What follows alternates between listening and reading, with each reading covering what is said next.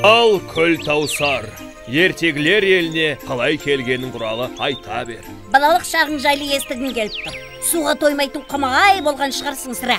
Менің әкем балықшы болған екен. Теңізден балық аулап, оны базарға өткізіп, пұлдап күнін көріпті. Bir күні әкемнің құрған торына балықпен бірге алтын айна оралып шығып. Айнаға қызға қарап отырған әкеме теңізден алтын шашты сұлу қыз шығып, Ей, адамзат, сенің қолыңдағы айна менің затым еді. Шашымды тарап отырып, түсіріп алған едім. Мен су патшасы Сүлейменнің жалғыз қызы боламын. Маған әкем, өзіңді алғаш көрген адамзатқа тұрмысқа шығасың деген еді. Енді мен сенің қалыңдығың боламын. Әкем қыздың сұлулығына тәнті болып, қуана келіседі. Бірақ сұлу қыздың тағы бір шарты бар екен. Сен менімен бірге теңізге түс, әкемнің ақ батасын алайық. Мен саған су астында дем алуға мүмкіндік беретін сиқырлы жүзік сыйлайын.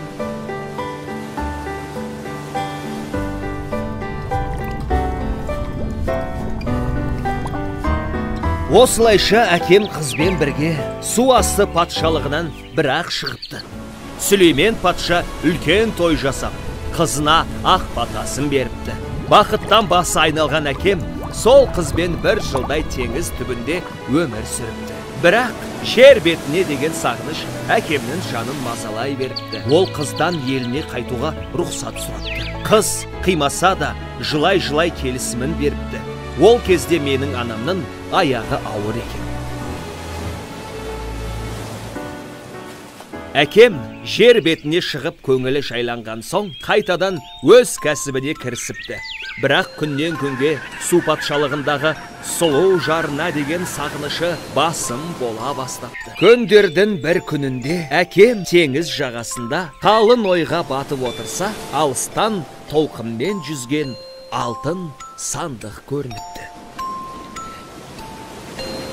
Әкем сандықты алып, ашып қараса, ішінде бір нәресте бар екен. Сәбимен қоса асыл заттар, маржан тастарға толы сандықтан орама хат табылыпты. Хатта Сүлеймен патшаның қызы бұл бала әкемдікі екенін айта келе, сәби адамзаттар арасында әкесімен бірге өссін деген ойын жеткізіпті. Сол сәби мына алдарыңда отырған мен боламын. Қандай әдемі де қайғылы оқиға. Әңгімең аяқталды ма, әлде жылай берейін бе? Жоқ, менің әңгімем енді басталды. Әппәсе, ең қызықты жеріне келгенде аяқталып қалды ма десем? Сонда сен су патшасы Сүлейменнің немересі болдың ғой, солай ма? Иә, сондықтан болар. Қанша су ішсем де шөлім қанбайтыны. Сонымен мен де өсе келе әкеммен бірге балық аулап, базарға барып жүрдім. Ұстаған балықтарымызды пұлдап, азық түлік алып қайтатынбыз. Bir күні сол базарда мынадай қызықты оқиға болды. Ой, халайық! Дәл қазір қымыз ішуден мешкейлер жарысы басталады. Bir dilde беріп қатса, 10 dilde ұтып алуға мүмкіндігіңіз бар. Ешкімде ұтылмайды. Bir dildeға қанша қымыз ішемін десеңіз де болады. Кәнекей, жақындаңыздар. Бал қымыз, ішкен де арманда, ішпеген де арманда. Әке, мен қатты шөлдеп тұрмын. Маған бір дүлдә беріңіз, 10 дүлдә етіп қайтарамын. Балам-ау, ар кетсе 5 кесе шерсің. Қымыз су емес қой. Әке, маған сеніңіз. Жарайды, мәнеке.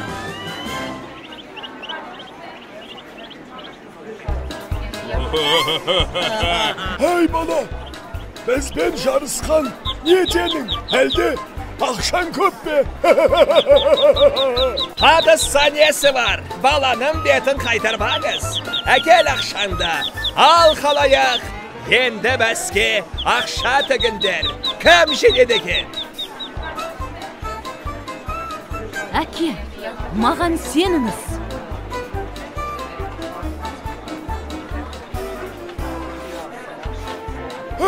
Mağa karamайсың ба? Hey, балаға sen келдіңде. Жұмысың болмасын. Бол менің балам. Ал балам, кедейдің бір тойғаны, шала байығаны іске сәл.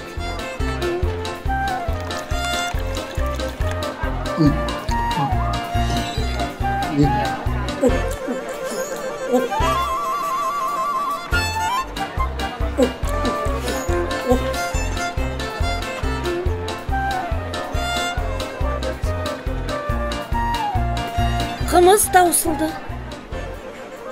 Қымыз сатамын. Бер әкел қымыздың бәрін. Қарны жарылғанша ішсін. Бала емес, құдық қоймау өзі. Анау екеуі жарыстан шығып қалды. Ал мен болсам базардағы барлық қымызды тауысып, жеңімпаз атанды. Ұйымдастырушы әкеме жылап отырып, бар ақшасын санап беруде. Қымыз ішейін десе, түбінде бір-ақ тамшы қалды. Шарайсың балам, мына түріммен тем бір көлдің суын бір өзің тауысып қоясың. Бүгіннен бастап сенің есімің Көл Тауысар болады. Көл Тауысар! Көл Тауысар! Жүре ғой, Көл Тауысар. Мына ақша бізге көпке дейін жетеді. Жаңа қайық ау сатып аламыз. Бір күні егіз алқабынан өрт шықты. Жұрт алаулаған жалынға жақындайлар емес. Япырай, енді қайттық. Өрт шықты. Еңбегіміз зая кетеді қолда. Сөндірмесек биылғы астықтан айырыламыз. Қалай көкелкеміз. Балам, бидай егістігі өртеніп жатыр. Бір амалын таппасаң, биыл бүкіл ауыл аш қалады. Мен орнымнан атып тұрып, ауыл маңындағы көлдің жартысын ішіме жұтып алдым да, өртеніп жатқан егістікке жүгірдім. Ішімдегі судың бәрін жанып жатқан егістікке бүркідім. Өркенің өссін, балам. Ел ризығын сақтап қалдың. Мың алғыс саған, Көл Тауысар. Жақсы түсіріліпті. Бұл жастау кезім ғой. Ол кезде шашым қалың, бұйра болатын. Ал қазір, міне. Өсіп қалды ма не? Жоқ, ұстарамен алдырып тастаған.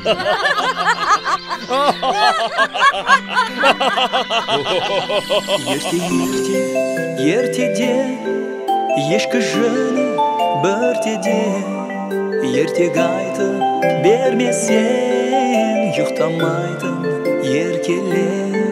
Сандығымды сиқырлы сендерге арнап ашайын.